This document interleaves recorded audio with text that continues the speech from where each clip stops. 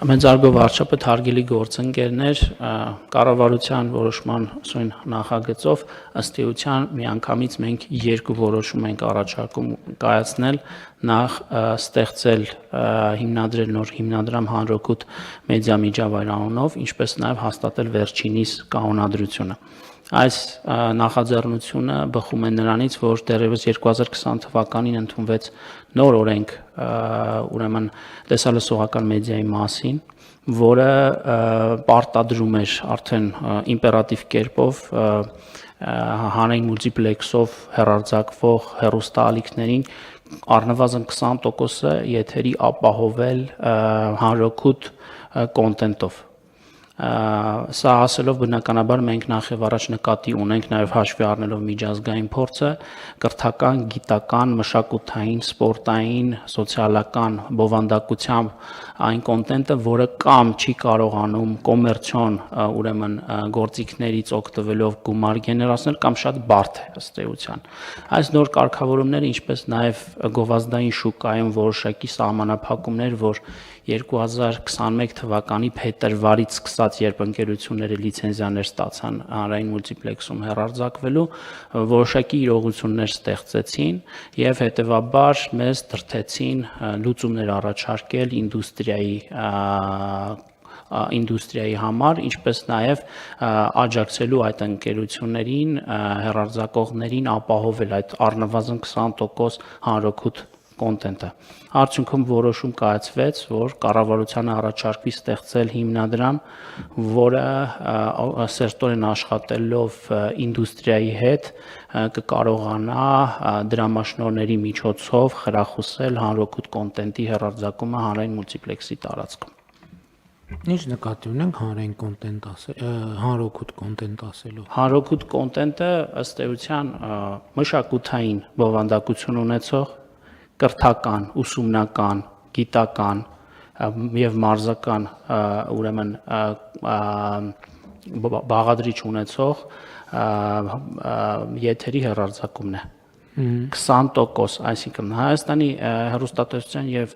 ռադիոյի հանձնաժողովը իր ռադիո մոնիթորինգի արդյունքում մշտադիտարկման արդյունքում յուրաքանչյուր ամիս համապատասխան զեկույց է պատրաստում յուրաքանչյուր հեռուստաալիքի վերաբերյալ արդյոք տվյալ հեռուստաալիքը կարողանում է ապահովել իր նվազագույն 20% եթերի հանրօգուտ կոնտենտը, որը որպես կանոն, որպես այդպեսին այդքան էլ գրավիչ չէ վաճառքի տեսանկյունից, սակայն մենք օրենսդրությունը մշակելիս կարևորել ենք, որ պետք է առնվազագույն շերմ սահմանվի այդ օրինակ բովանդակությամբ եթերի համար, հեռուստադիտողի համար, որը բնականաբար այս գործիքակազմով մենք առաջարկում ենք ուրեմն աջակցել եւ խրախուսել ընկերություններին բարձրացնել այդ 20%-ի շեմը եւ սրանով բնականաբար վերափոխել նաեւ եթերի որակը։ Իսկ մենք որևէ ձևով հետաքրքրվելու ենք կամ մեզ համար նշանակություն կամ հիմնադրամի համար նշանակություն ունենալու է այդ կոնտենտը նայող կա թե չկա։ Նկատի ունեք ռեյտինգների չափումը։ Դու նկատի ունեմ նայողների չափումը, այո։ Բնականաբար այո, իհարկե սա կանոնադրությամբ ֆիքսված չէ, այլ խորհուրդն է, որ պետք է սրանք ընդհանցակարգային հարցեր են, որ հիմնադրամի խորհուրդը պետք է հաստատի, սահմանի, սակայն մյուս կողմից շատ կարևոր արձանագրում կա, որ ընդհանրապես աշխարհում, երբ մենք խոսում ենք հանրօգուտ կոնտենտի մասին, այդտեղ առաջնայինը ռեյտինգը չէ, որովհետև որպես կանոն հանրության համար, պետության համար չափազանց կարևոր է ոչ թե դուրս գալ պոպուլյարությունից ելնելով, օրինակ տարատեսակ սերիալներ, որ կարող են միլիոնավոր դիտումներ ունենալ, այլ պետական նարատիվների տեսանկյունից պետության համար առաջնահերթ համարվող բովանդակությամբ, թեմատիկ բովանդակությամբ սնուցել հեռուստադիտողին։ Բայց այո, հեռուստադիտողին։ Բայց եմ ասում հեռուստադիտողին, բա ասում ենք պետք է էական չլինի։ Այսինքն ես չեմ հասկանում, այս մտածողությունը որտեղից է Հայաստան, որ ասում են դե եկեք բան ներկայացում բեմադրենք, ոչինչ, թող մարդ չգա նայի, որ կարևորն է նա, որ դա տեն շատ հանրօգուտ եւ բարձր մշակութային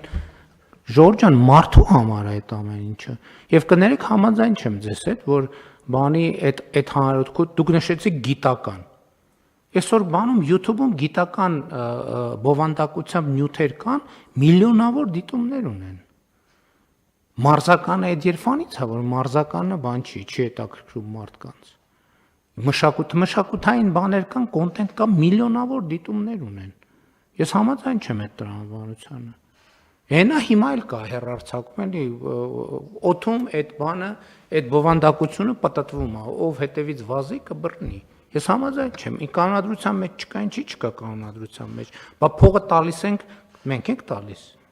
Այո, Բա կառավարություն։ փողը տալիս ենք արդյունքի հետևից պետքա գնանք, դե ո՞նց կարա տենց բանը լինի։ Ես- Որ ասենք հա դե լավ կարևորն է նա, տենց կա չէ որ հետո ասում ենք, բա ինչ եղավ։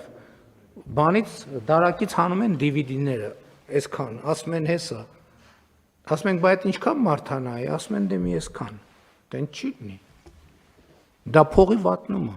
Իհարկե ես չեմ կարող ինձ վերապահել հիմնադրամի հոգաբարձուների խորհրդի եւ գործադիր մարմնի լիազորություններ, բայց բնականաբար մենք կարող ենք փոփոխություններ անել եւ կանոնադրության մեջ ֆիքսել, որ դա պետք է հիմնված լինի ռեյտինգների հիման վրա։